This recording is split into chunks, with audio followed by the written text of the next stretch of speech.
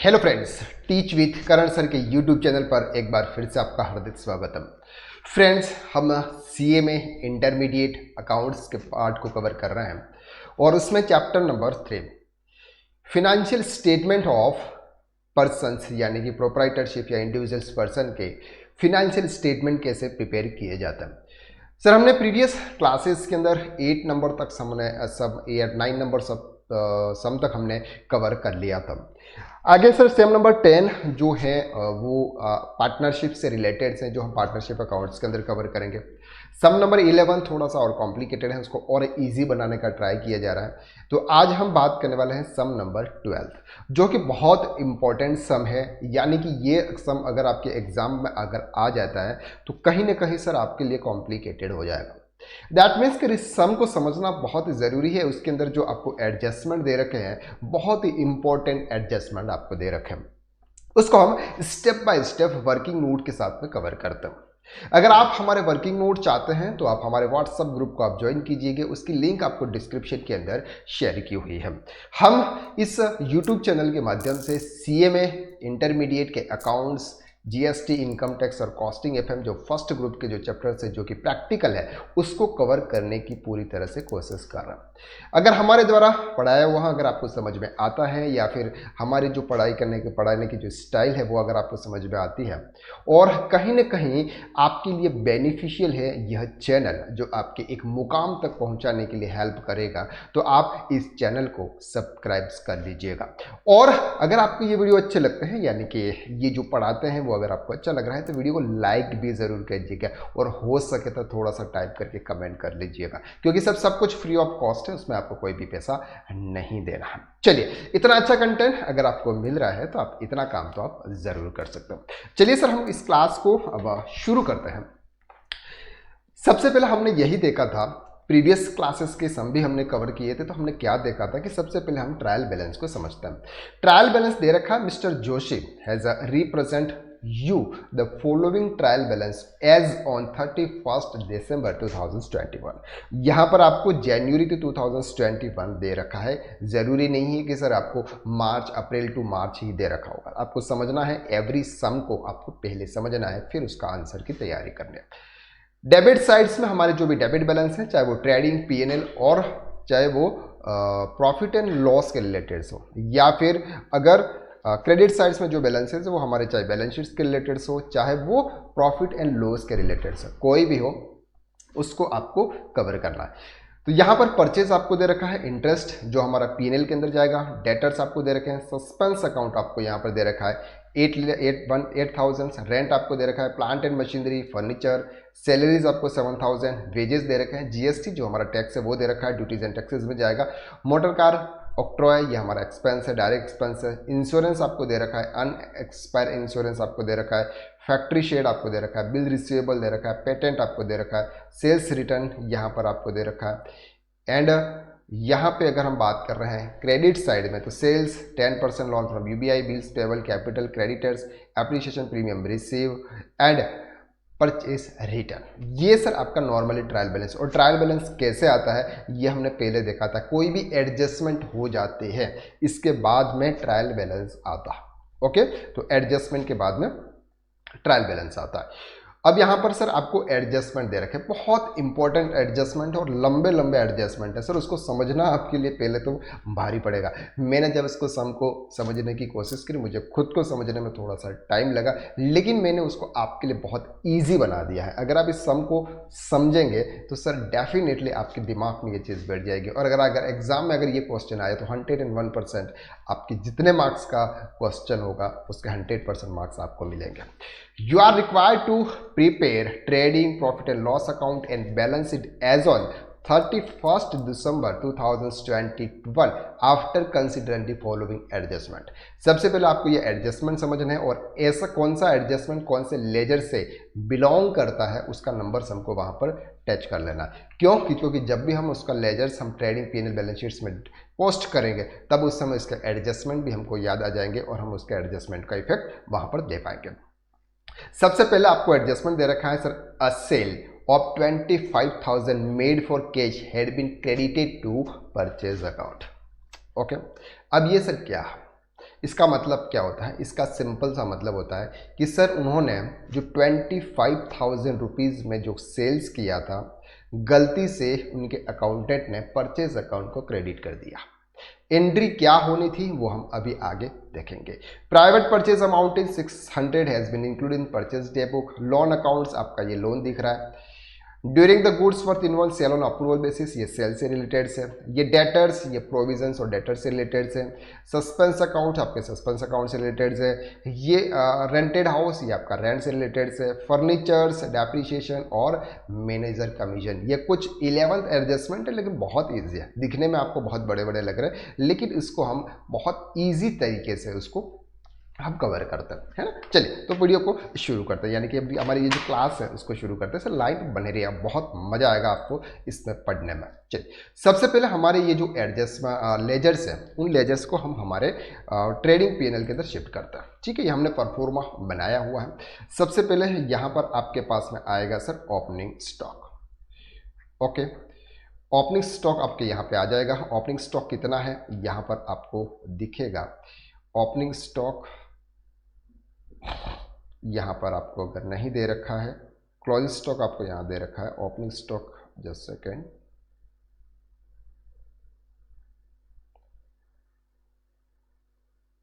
चलिए अभी opening stock अगर आपको यहाँ नहीं दिख रहा है तो इसको आप छोड़ लीजिए। देन अब आपको यहाँ पर क्या दे रखा है सर, परचेज। ओपनिंग स्टॉक होगा ही ज़रूर, लेकिन हमको दिख नहीं रहा है। परचेज अकाउंट्स, अब कितना अमाउंट है इसमें, 1,75,000। ओके, 1,75,000। अब इसमें बहुत सारे एडजस्टमेंट है, वो एडजस्टमेंट हम कवर करेंगे। चलो तो सबसे पहला आपने परचेज अकाउंट को यहाँ पे लिख लिया। इसके साथ में एक और एडजस्टमेंट आपको यहाँ पे दे रखा है सर, परचेज रिटर्न। तो आप ये भी एडजस्टमेंट दे दे, माइनस कर लेंगे सर आप परचेज रिटर्न। ठीक है, कितना अमाउंट है सर, 1,500 रुपीज़। ये आपने यहाँ पर माइनस कर दिया। तो ये वाला जो एडजस्टमेंट है ये आपका हो गया। इसके बाद चलेंगे सर हम इंटरेस्ट पे। इंटरेस्ट है आपका 8,000, तो ये हमारा पीएनएल में जाता है। तो पीएनएल थोड़ा सा हम नीचे लिखेंगे, क्योंकि परचेज और सेल्स में बहुत सारे एडजस्टमेंट है, हमने बहुत ही लंबा बनाया हुआ है यहाँ पे। तो यहाँ हम लिखेंगे सर इंटरेस्ट। अब इंटरेस्ट में भी एडजस्टमेंट है, वो एडजस्टमेंट क्या है सर वो हम समझेंगे। तो अभी 8,000 रुपीज़ आप इनर कॉलम में लिखिएगा, क्योंकि यहाँ पर जो लोन है उसके रिगार्डिंग आपको एडजस्टमेंट दे रखा है। ठीक है, चलो डेटर्स 1,04,000 रुपीज़ आपके डेटर्स हैं, तो ये हम बैलेंस शीट्स में यहाँ पे ले जाएंगे सर डेटर्स में। डेटर्स में भी एडजस्टमेंट है, इसलिए इसको भी हम 1,04,000 रुपीज़ इनर कॉलम में शिफ्ट करेंगे। ओके, सस्पेंस अकाउंट 8,000 अभी हम नहीं लिखेंगे, क्योंकि इसमें जो भी करना है वो हम कर लेंगे। रेंट 6,600 सर मेरा पीएनएल में अंदर जाएगा, तो यहाँ पे हम लिखेंगे सर रेंट।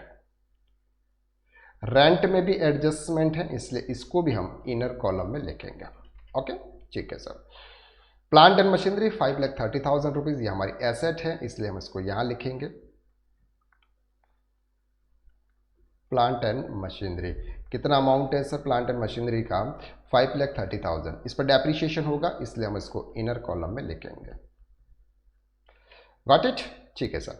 तो इन्हें यहाँ पर प्लांट एंड मशीनरी लिख दिया। फर्निचर फिक्चर्स 85,000 सर, इसके रिलेटेड एडजस्टमेंट है, वो एडजस्टमेंट हम देखेंगे, तो उसको यहाँ पर स्टार कर देते हैं। ठीक है सर। सैलरीज आपको दे रखी है 7,000 रुपीज़, ये हमारा पीएनएल है, तो यहाँ पर हम लिखेंगे sir salaries. How much amounts, इसमें कोई भी एडजस्टमेंट नहीं है, इसलिए इसको आउटर कॉलम में लिख लेंगे सर 7,000 रुपीज़। ओके, वेजेस है सर आपका 2,500, ये आपके ट्रेडिंग अकाउंट्स में जाता है, इसलिए हम इसको ऊपर लिखेंगे यहाँ पे वेजेस।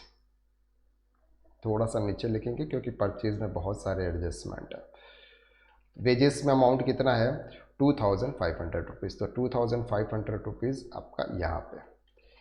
अब सर आपको यहाँ पे ये जो जीएसटी दे रखा है, ये 6,000 रुपीज़ आपको जीएसटी दे रखा है, डेबिट साइड में दे रखा है, इसका मतलब ये आपका करंट एसेट्स है, तो यहाँ पर भी आप जीएसटी इधर लिखेंगे। जीएसटी आपका कितना है सर, ये एक्सपेंस है या फिर एसेट है ये उन्होंने नहीं बताया है, इसलिए हम इसको एसेट्स मान के चलते। 6,000 रुपीज़। मोटर कार आपको दे रखी है सर 70,000 रुपीज़, तो ये भी आपकी यहाँ पर आएगी sir motor car. 70,000 rupees. Got it. Octroi sir आपका डायरेक्ट एक्सपेंसेस है, तो ऑक्ट्रॉय को आप यहाँ पे लिख लीजिएगा सर।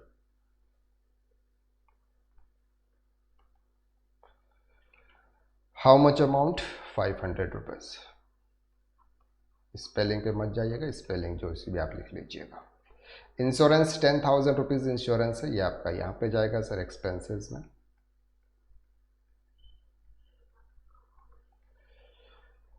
₹10,000 इंश्योरेंस। ओके। अनएक्सपायर इंश्योरेंस, यानी कि ये जो इंश्योरेंस अनएक्सपायर है, यानी कि ये आपका इसके ऊपर स्टार लगा लेते हैं, उसमें कुछ एडजस्टमेंट होगा। फैक्ट्री शेयर सर आपके, तो ये भी आपके फैक्ट्री शेयर आपकी एसेट है।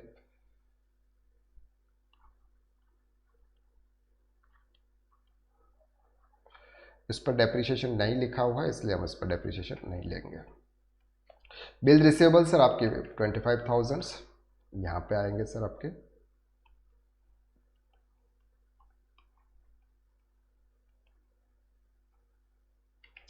हाउ मच अमाउंट 25,000, तो ये आपका यहाँ पर आएगा सर 25,000। Okay got it. ठीक है सर। पेटेंट आपका एसेट है, तो इसको भी हम यहाँ पे लिखेंगे, ये आपका इंटेंजिबल एसेट्स है।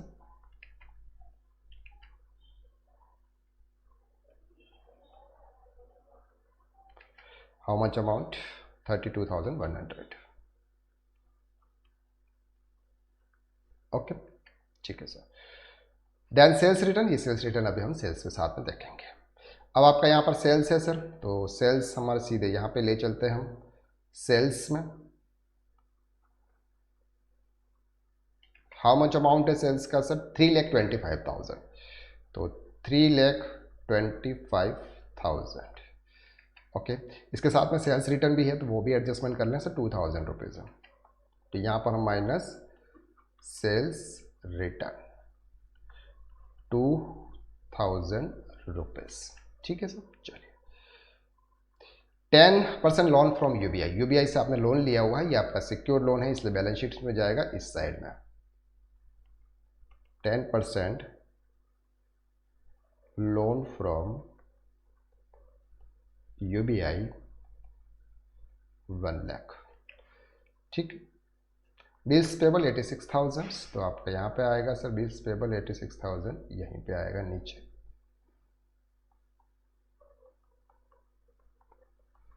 बहुत इंपॉर्टेंट सम है सर, आराम से देखिएगा उसको। बिल्स पेबल है सर आपके 86,000।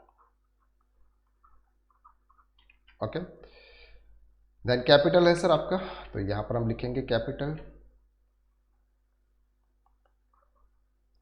That's called liabilities, amount,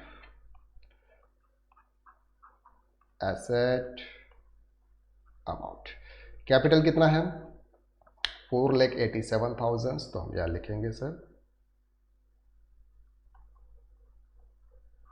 4,87,000। Okay ठीक है सर। सिंडिकेटर्स 1,02,500, तो यह भी आएंगे सर यहाँ पे आपके।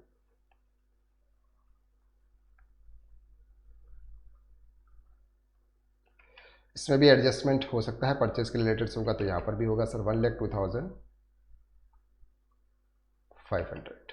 Okay. Appreciation premium receive sir income है आपकी ये, तो यहाँ पर लिखेंगे सर।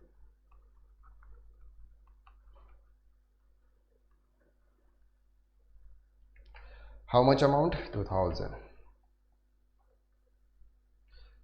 अब सर हमने जितने भी लेजर्स थे, उन लेजर्स को हमने उनके जहाँ पर भी ट्रेडिंग में शिफ्ट होते थे, पीएनएल में शिफ्ट होते थे या बैलेंस शीट में, उसके अंदर हमने उनको शिफ्ट कर दिया।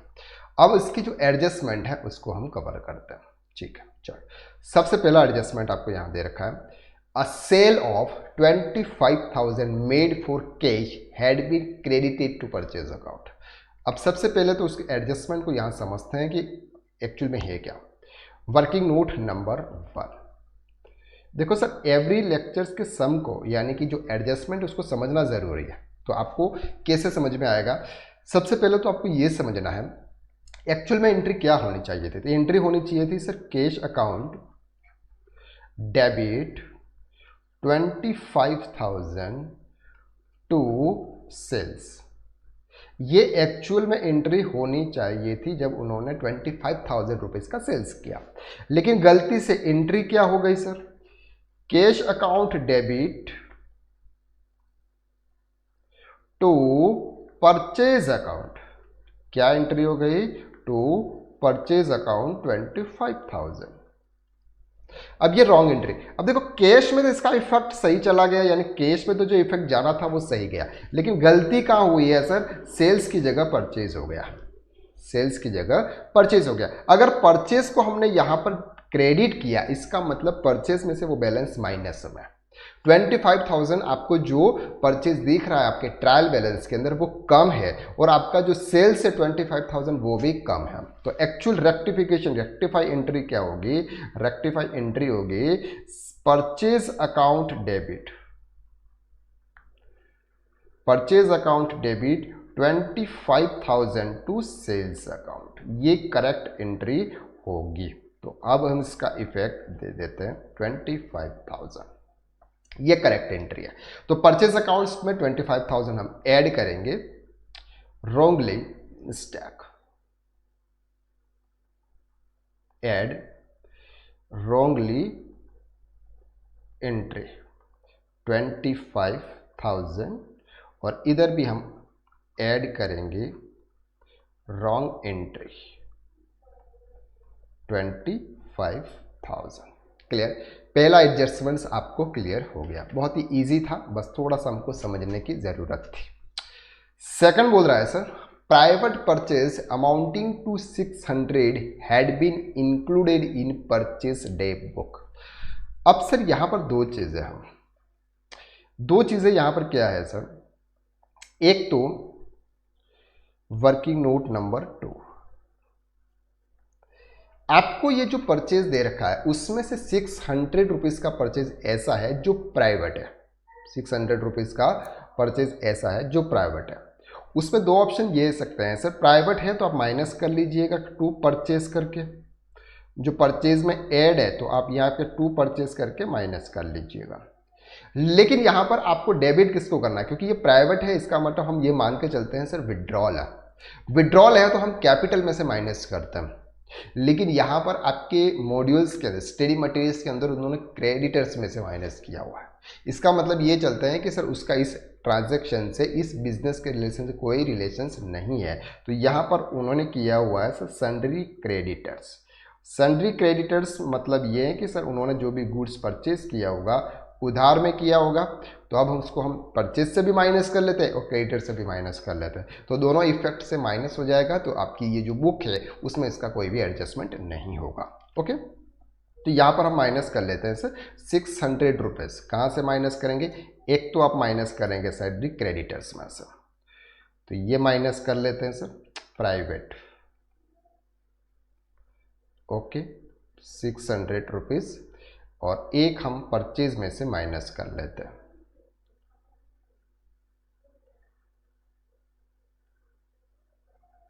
कितना है सर 600 रुपीज़। क्लियर हो गया आपको ये वाला।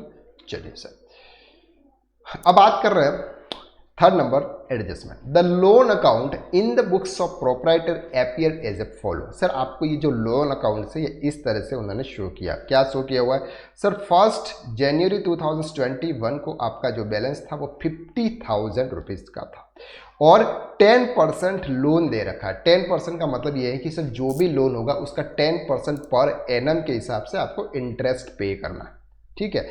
इसके बाद सर 31/12/2021 यानी कि लास्ट जो भी आपका मंथ है, ये फिनेंशियल ईयर आपका जब एंड होता था उस दिन आपने 50,000 रुपीज़ का और लोन लिया, और लोन लिया, bank account debit to 10% loan from UBI accounts आपने क्रेडिट कर दिया, ओके, और लोन लिया। तो जो इंटरेस्ट है वो इंटरेस्ट अभी सिर्फ आपके 50,000 रुपीज़ पर ही लगेगा। ये जो 50,000 रुपीज़ आपने लिया हुआ है उस पर इंटरेस्ट इस साल का नहीं लगेगा, क्योंकि साल के एंड के दिन लिया हुआ है, तो साल के एंड के दिन लिया हुआ है, इसलिए आपको कोई भी इंटरेस्ट पे नहीं करना। अब उन्होंने क्या बोला sir, interest paid including 3,000 interest paid to UBI bank. आपका जो भी इंटरेस्ट का पेड का अमाउंट है, जो भी हमने यहाँ पर इंटरेस्ट पेड लिखा हुआ है, ये जो इंटरेस्ट हमने 8,000 रुपीज़ लिखा हुआ है उसमें से 3000 इंटरेस्ट जो हमने यूबीआई बैंक को लोन के लिए पे किया हुआ वो यहाँ पर इंक्लूड है।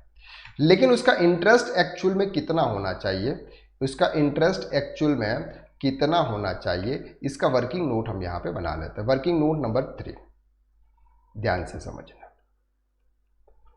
वर्किंग नोट नंबर 3 क्या कहता है, सर आपका जो लोन है वो लोन कितना है 50,000, जो कि 1 जनवरी 2021 को था। अब उन्होंने सर 31 दिसंबर 2021 को जो 50,000 रुपीज़ का लोन लिया उसका इंटरेस्ट अभी पे हमको इस साल में पे नहीं करना है। ओके, तो इस पर इंटरेस्ट कितना है सर 10% इंटरेस्ट है। तो 50,000 का 10% कितना होगा 5,000 रुपीज़। तो 5,000 का इंटरेस्ट आपको इस साल पे करना था, लेकिन आपने पेड कितना किया सर, आपने पेड 3,000 रुपीज़ किया जो हमारे 8,000 में इंक्लूड है। तो अब आपको सर कितना पे करना बाकी है, तो 2,000 रुपीज़ इंटरेस्ट पेबल है। गॉट इट, समझ में आ रही है चीज़ें, इंटरेस्ट पेबल है। तो क्या एंट्री करेंगे sir, interest account debit, interest on loan account debit 2,000 to interest payable.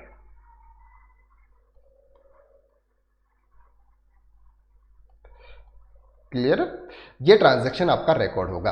तो इंटरेस्ट के अंदर हम 2,000 को डेबिट करेंगे और ये हम कहाँ ले जाएंगे सर, क्रेडिट में, यानी कि लाइबिलिटीज में। तो इधर से ये हमारा लाइबिलिटीज नीचे ही है, तो यहाँ पर हम ले चलते हैं sir interest payable. I hope कि आपको ये जो कंसेप्ट है ये अच्छी तरह से कवर हो रहे हैं। तो 2,000 रुपीज़ यहाँ पे हम लिखेंगे और 2,000 रुपीज़ हम इंटरेस्ट के अंदर ऐड कर देंगे, यानी कि आउटस्टैंडिंग इंटरेस्ट। क्लियर, तो 10,000 रुपीज़ का आपका टोटल इंटरेस्ट हो गया। ओके, तो ये पॉइंट्स हमारे, ये वाला जो पॉइंट्स था हमारा हमने क्लियर कर दिया। ओके, चलिए सर अब बात करते हैं सर पॉइंट नंबर 4, बहुत इंपॉर्टेंट है, ध्यान से समझ लीजिए।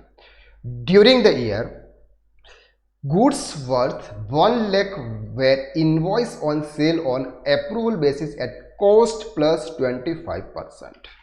वर्किंग नोट नंबर 4, इजी तरीके से समझ लो, बहुत इंपॉर्टेंट है सर, ये आपके क्वेश्चन में कहीं ना कहीं आपको फंसाएगा, कहीं ना कहीं आपको ये वर्किंग नोट 4 नंबर जो आपको ये फंसाएगा। तो आप इसको आराम से समझते हैं। देखिए सर, अगर आप स्पीड में चाहते हैं कि सर आप तो स्पीड हमको सम करा दो, सर आपको नहीं समझ में आएगा। धीरे आराम से उसको समझो, एक एक पॉइंट को आप समझो सर, एग्जाम में आपके साथ में कोई भी गलती नहीं होगी। चलो सर, आपका जो सेल्स है उन्होंने क्या किया सर, सेल्स ऑन अप्रूवल, ये सर एक चैप्टर्स भी है, ये चैप्टर्स हम आगे कवर करेंगे, लेकिन अभी के लिए समझते हैं सर। आपने 1 लाख रुपए का सेल्स ऑन अप्रूवल बेसिस पे सेल्स किया। सेल्स ऑन अप्रूवल बेसिस क्या होता है कि सर अगर हम किसी को सेल्स करते हैं वो अप्रूव करेगा कि हाँ आपने हमारे गुड सही है तो ही हम सेल्स मानेंगे, अदरवाइज हम उसको सेल्स नहीं मानेंगे। ओके, चलो सर, तो सेल्स ऑन अप्रूवल बेसिस आपने कितना सेल्स किया, 1 लाख रुपए का सेल्स ऑन अप्रूवल बेसिस पे किया। उस पर प्रॉफिट कितना परसेंट है सर, प्रॉफिट 25% है। उस जो भी आपने सेल्स किया उसमें 25% प्रॉफिट है और 75% उसकी कॉस्टिंग है। क्लियर है, चलो सर, अब क्या बोला उन्होंने, cost plus 25%। Okay, out of the goods worth 20,000 accepted by the customer. Sir उन्होंने 20,000 गुड्स तो एक्सेप्ट कर दिया, एक्सेप्टेड कितना कर दिया सर 20,000। क्लियर हो गया, कितना कर दिया 20,000। And customer 40,000 worth of goods for rejected, और सर उन्होंने रिजेक्ट भी कर दिया। कितना रिजेक्ट कर दिया सर, 40,000 रुपीज। तो अब बचा कितना सर 40,000 रुपीज। अब 40,000 रुपीज का सर ऐसा है, उन्होंने क्या बोला, were rejected properly account for but no intimation has been obtained from the balance of the goods and is period yet to be expire। मतलब सर ये है कि सर 40,000 का जो गुड्स है जो बचा हुआ है इसके बारे में उन्होंने अभी तक कुछ कहा नहीं है, और जो टाइम है वो भी एक्सपायर हो गया। तो जब टाइम एक्सपायर हो जाता है तो इसको बोलते हैं सेल्स मान लेते हैं। लेकिन यहाँ पे क्या है सर 40,000 रुपीज़ का जो गुड्स है ये गुड्स अभी भी क्लाइंट के पास में, किसके पास में, क्लाइंट के पास में, लेकिन ये गुड्स क्लाइंट के पास में, लेकिन सेल्स नहीं माना जाएगा, सेल्स नहीं माना जाएगा, तो ये हमारे लिए स्टॉक होगा, हमारे लिए स्टॉक होगा। तो इसका इफेक्ट कितनी कितनी जगह पे होगा ये बात। सबसे पहला जो इफेक्ट होगा ये आपके सेल्स के अंदर होगा। सेल्स में से आप 40,000 रुपीज माइनस कर देंगे।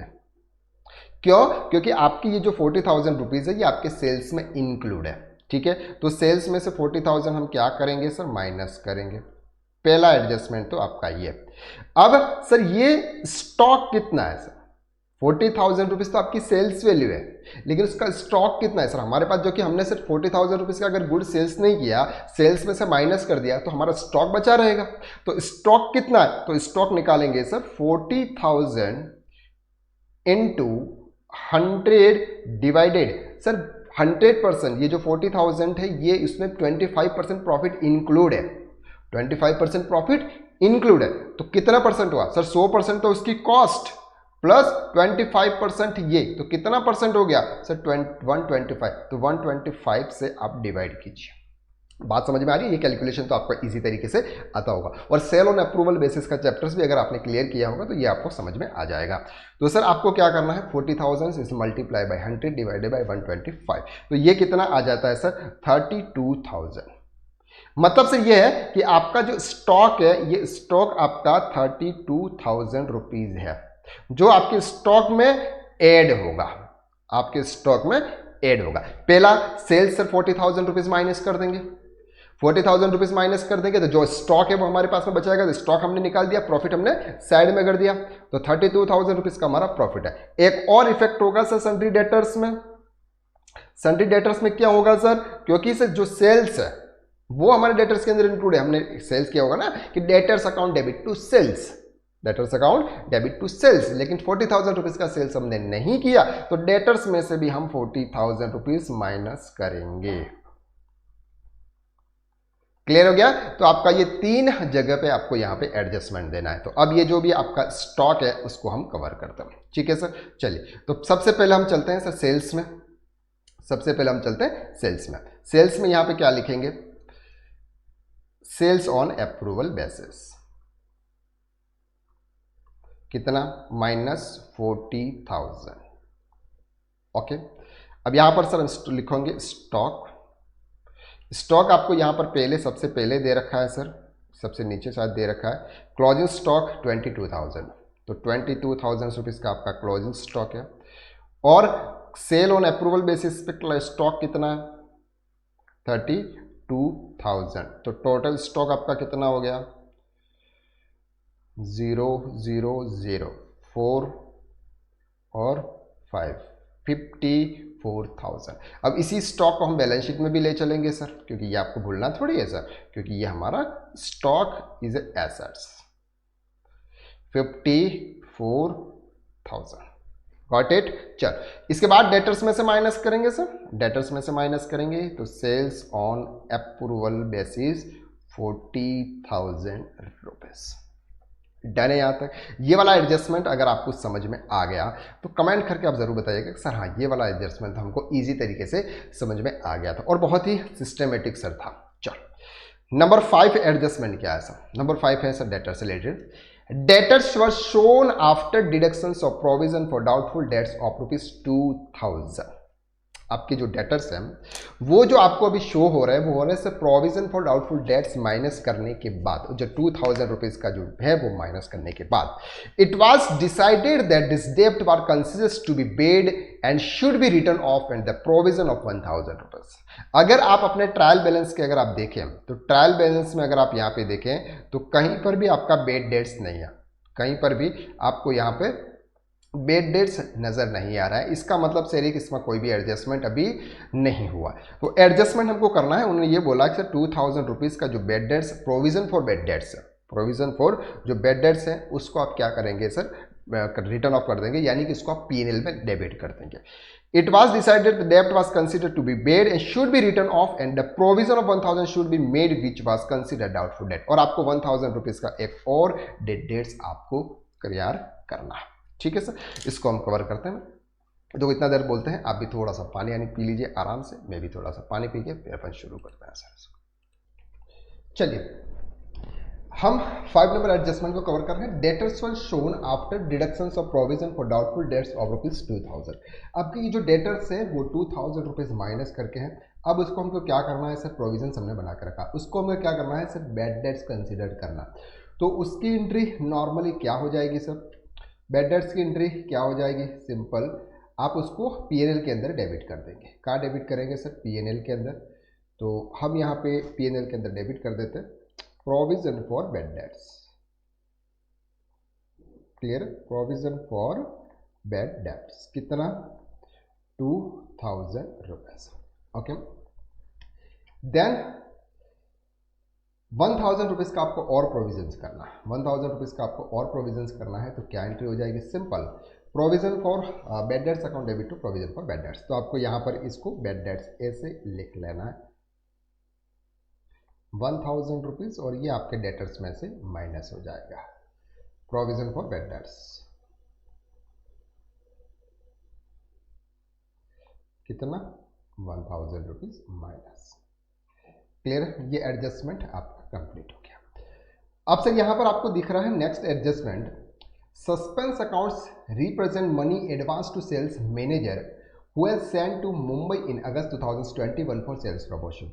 सर आपको जो सस्पेंस अकाउंट के अंदर ₹8000 का आपको जो फिगर दिख रहा है वो उन्होंने अपने सेल्समैन को दिया था, तो उनको पता नहीं था कि सर वो क्या एक्सपेंसेस करके आएंगे, इसलिए उन्होंने सस्पेंस अकाउंट को डेबिट करके उन्होंने कर दिया था। ठीक है, लेकिन अब क्या हुआ सर, उन्होंने बताया, उन्होंने क्या बताया सर, उन्होंने पे क्या किया था, सिंपल, क्या एंट्री की थी, working note number 6, adjustment number 6, working note number 6। Sir payment क्या किया था उन्होंने, suspense account debit, suspense account debit कितना, 8000 टू कैश, यानी कि कैश में पेमेंट किया होगा, बैंक में जो भी उन्होंने किया होगा। ओके, चलो इसके बाद उन्होंने क्या किया सर, उन्होंने आने के बाद उन्होंने एक्सपेंसेस बताए। क्या एक्सपेंसेस बताए, returning to Kolkata submitted statement disclosing that 2000 income for travelling. तो उन्होंने बताया सर 2000 ट्रैवलिंग के, तो यहाँ पर ट्रैवलिंग एक्सपेंसेस को हम लिखेंगे सर सेल्स प्रमोशन एक्सपेंसेस। कौन से एक्सपेंसेस, सेल्स प्रमोशन एक्सपेंसेस। तो सेल्स प्रमोशन में ₹2000 आपके ट्रैवलिंग के हैं। ओके, देन 1200 लीगल एक्सपेंसेस है,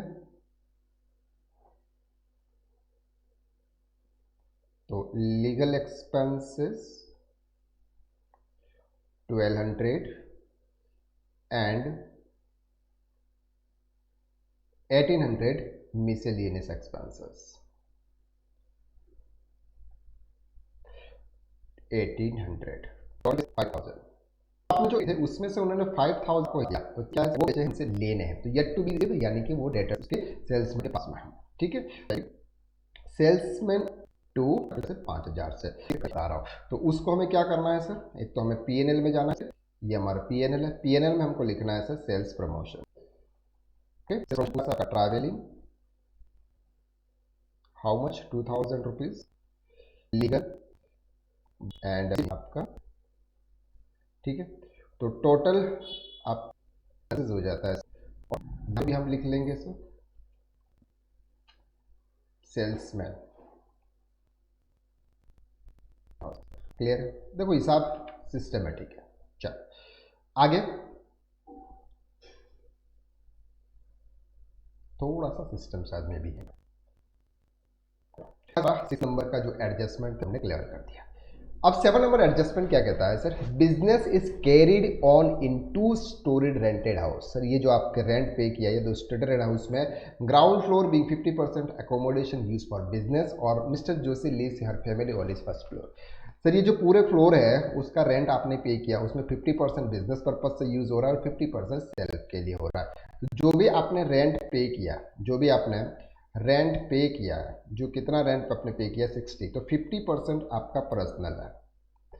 ठीक है, तो 50% आपका पर्सनल है, यानी कि 3300 हम माइनस कर देंगे, तो 33 इस मंथ इस टैक्स रिटर्न हो जाएगा।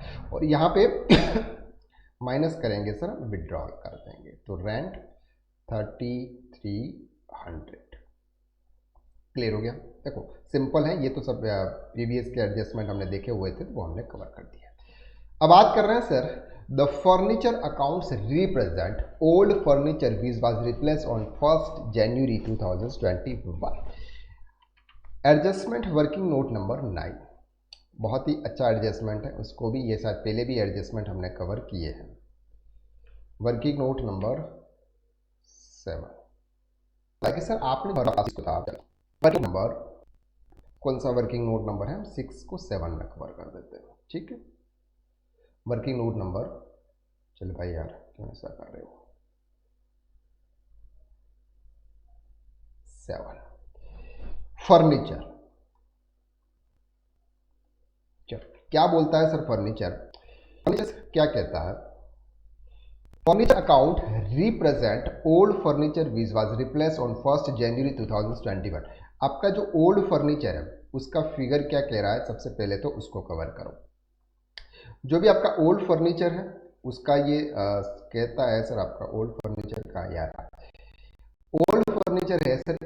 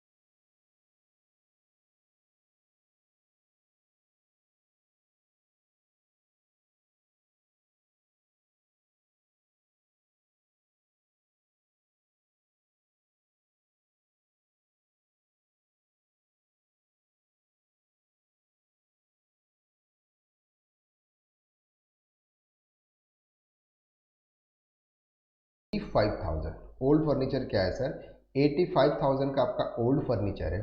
अब आपने उसको देके न्यू फर्नीचर परचेज किया, कितने की कॉस्टिंग, 1,20,000, ठीक है। तो 1,20,000 रुपीज का आपका न्यू परचेज आया, न्यू फर्नीचर आपका यहाँ पे आया। आज क्या हो गया, उसको भी थोड़ा सा वेट कीजिए, ठीक है। तो न्यू फर्नीचर आपका कितना आ गया सर, 1,20,000 रुपीज, ओके। अब इसमें क्या हुआ है, with an additional cash payment ₹80,000, आपने जो ओल्ड थी 85,000 रुपीज की, वो तो आपने फर्नीचर दे ही दिया, साथ में 80,000 रुपीज आपने कैश में पेमेंट किया, यानी कि टोटल आपने कितना पेमेंट किया सर, 80 प्लस 85 रुपीज की आप किया सर, टोटल 1,65,000 रुपीज का आपने एसेट्स मतलब दिया, और आपने 1,20,000 रुपीज का आपने एसेट्स परचेज किया, जिसमें से आपका लॉस हुआ 45,000 रुपीज का। लेकिन गलती से क्या हुआ सर, ये जो पेमेंट किया ना, ये भी उन्होंने परचेज अकाउंट में डेबिट कर दिया। कहाँ डेबिट कर दिया, फर्नीचर अकाउंट में डेबिट करना था, लेकिन कर रहा कहाँ से, परचेज अकाउंट में। तो उसकी एंट्री क्या होगी, सिंपल, ध्यान से समझना सर।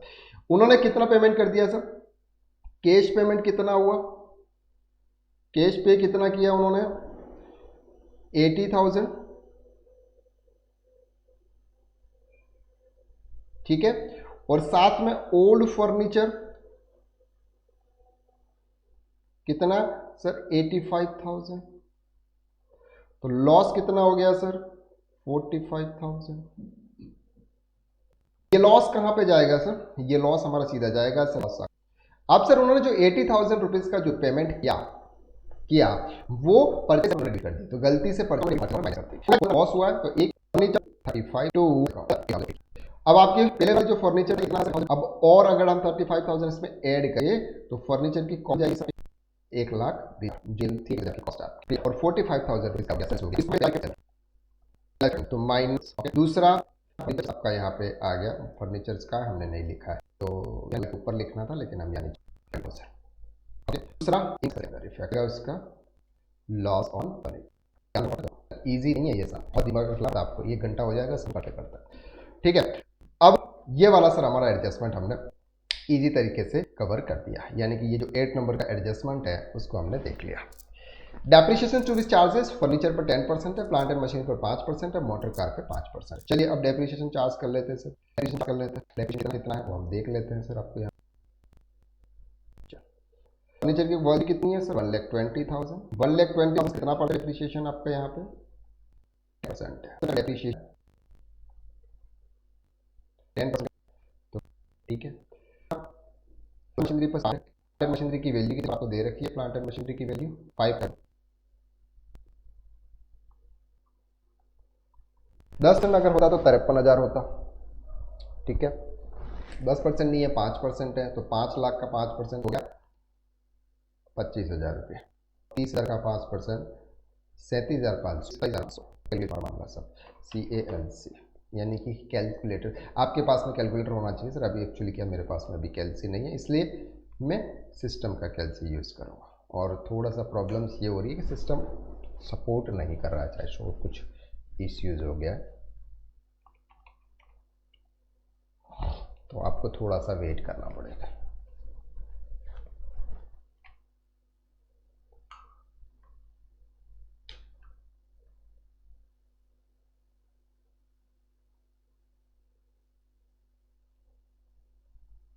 ऐसा क्यों हो रहा है?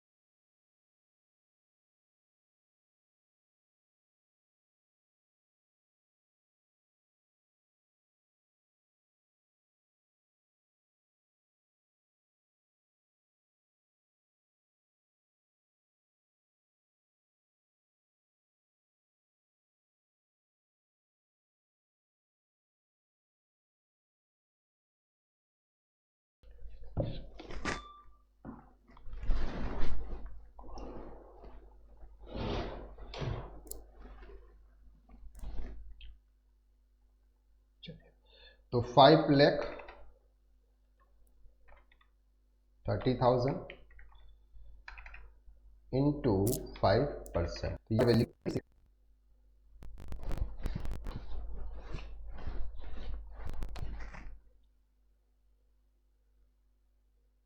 ओके। मैंने बोला था सर 70,000, 7%,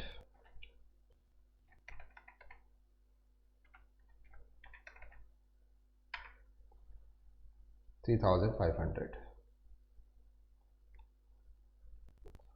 टोटल डेप्रीशिएशन आपका कितना आएगा,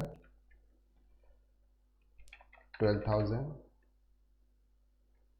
प्लस 26,500 प्लस 3,500, 42,000 रुपीज़ का आपका आ जाएगा। तो इसको हम क्या करेंगे, 42,000 रुपीज़ हम PNL के अंदर उसको डेबिट कर देंगे। कहाँ पे डेबिट करेंगे सर उसको, PNL के अंदर। कितना, 42,000, बहुत ज़्यादा ही हैंग कर रहा है, ठीक है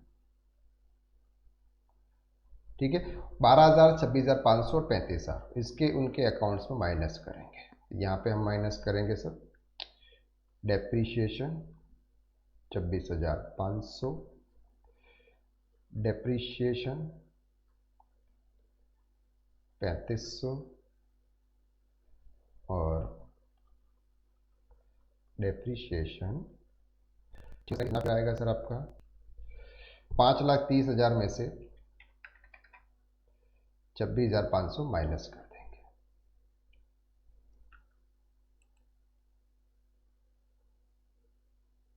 ज़्यादा ही प्रॉब्लम है।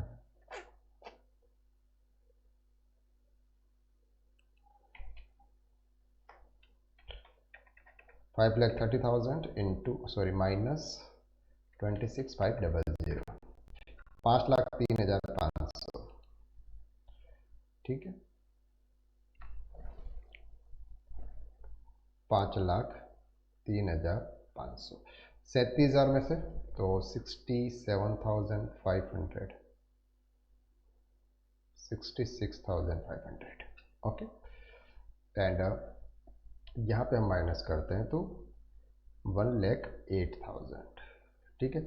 और ये डेप्रीशिएशन हम यहाँ पे डायरेक्ट सेंसर से एंट्री पास कर देंगे, डेप्रीशिएशन 42,000, डेप्रीशिएशन था सर हमारा 3,000, डेप्रीशिएशन से हमारा हो गया।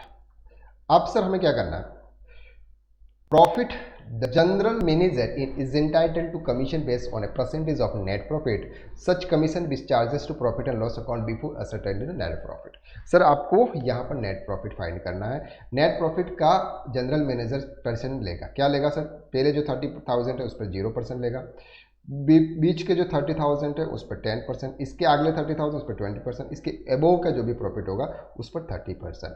तो यहाँ पर हमको सबसे पहले क्या है सर, प्रॉफिट निकालना पड़ेगा। हमको सबसे पहले क्या निकालना पड़ेगा सर, प्रॉफिट निकालना पड़ेगा। तो हम यहाँ पे प्रॉफिट इनका निकाल देते हैं। पहले तो ग्रॉस प्रॉफिट निकालेंगे, फिर नेट प्रॉफिट आ जाएगा, इसके बाद कैलकुलेशन करेंगे। चलिए मैं यहाँ पर निकाल लेता हूँ सर, आपका टाइम वेस्ट नहीं करता हूँ, आप भी निकाल लीजिएगा उसको, है ना।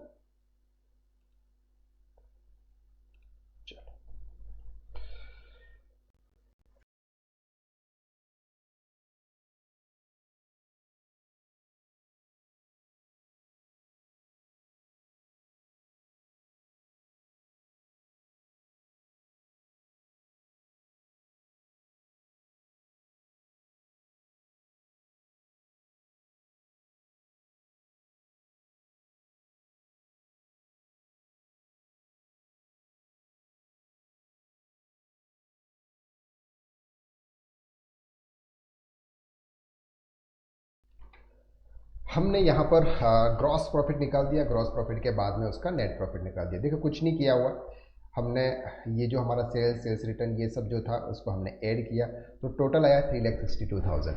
3,62,000 में से हमने ये नेट परचेज निकाला, नेट परचेज में वेजेस और ऑक्ट्रा ऐड किया, तो आपका ग्रॉस प्रॉफिट आ गया। ग्रॉस प्रॉफिट को हमने यहाँ पे ट्रांसफर किया, अप्रोप्रिएशन रिजर्व और प्रोविजन फॉर बैड डेट्स, ये आपका क्रेडिट साइड्स में भी आएगा।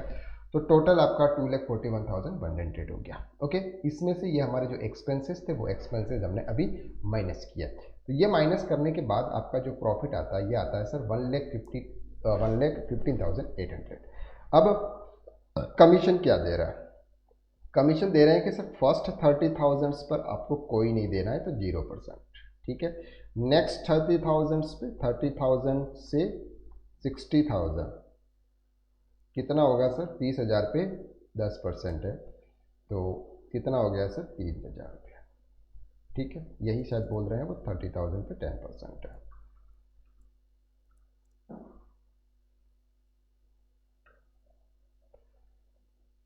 ठीक है। इसके बाद नेक्स्ट 30,000 पे आपका 20% है, ठीक है। तो ये 60,000 टू 90,000,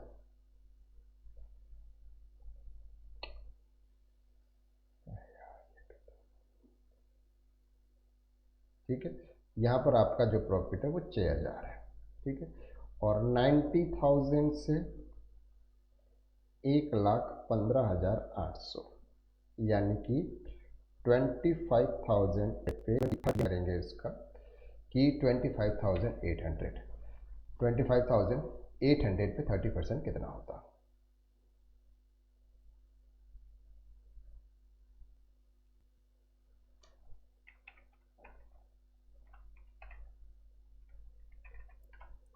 7740 7740 टोटल ऐड कर देंगे।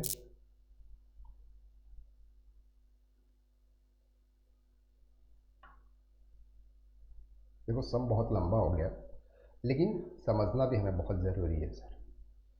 बहुत सिस्टम प्रॉब्लम कर रहा है इस वजह से, मैं तो कब का हो गया होता। 7740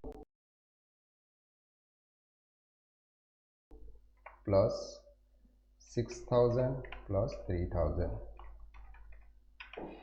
16,740 कितना आ गया सर आपका यहाँ पे? 16,740।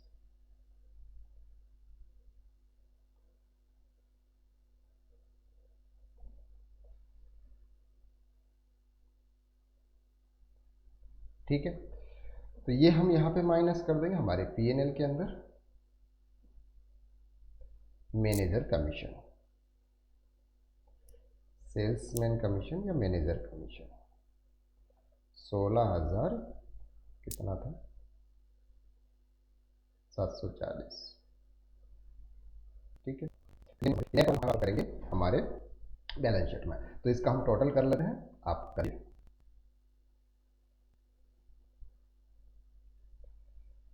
ठीक है, चलो 1,15,000 में 16,700 माइनस करते हैं। ठीक है, यहाँ पे इस सम्स के अंदर थोड़ा सा बैलेंस शीट में 4,000 रुपीज़ का डिफरेंस आ रहा है। वो डिफरेंस कहाँ पे आ रहा है वो आप भी एक बार सॉर्ट आउट कीजिएगा उसको, क्योंकि शायद कहीं हमसे लिखने में मिस्टेक हो गई है, या फिर कहीं ना कहीं थोड़ा सा एक आध एंट्री कोई इस तरह से इधर की इधर। शायद मेरे हिसाब से यहाँ पर ये जो प्रोविज़न फॉर बेड डेट्स है ये 2,000 रुपीज़ यहाँ पे नहीं आना चाहिए। 2,000 रुपीज़ अगर यहाँ पे नहीं आएंगे